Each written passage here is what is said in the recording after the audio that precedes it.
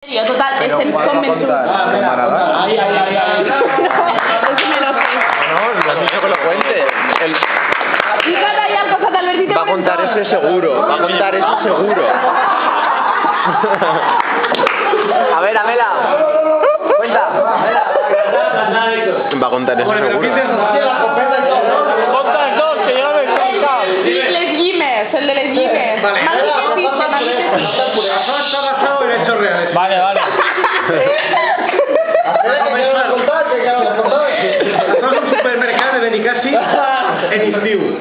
Entonces va, el caixer es valenciano así de toda la vida, y entonces va un turista o un madrileño directamente allí a la caixa. Entonces le dice allí, aquí tiene usted 1 kilo de manzanas. Y le digo, perdone, así se digo en pobre. Continúe, pues aquí tiene usted 3 kilos de naranjas. Así se digo en taronges. Y el tío ya se comienza a picar de mala manera. Y al final, y a ver, bueno, un segundo, vale, sí. Salte alguna metro. La que no las contado a Begael. Y al final va, hombre, antes de que me la han preguntado. Perdona. Y al final va y ya le digo, pues aquí tiene 1 kilo de limones.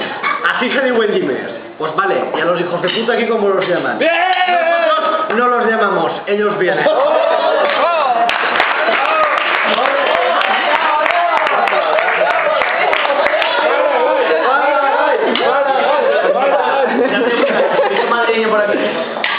Y el camarón. El otro, Amela, el otro. Ya está bien, dicen que respire. ¿Qué hacemos?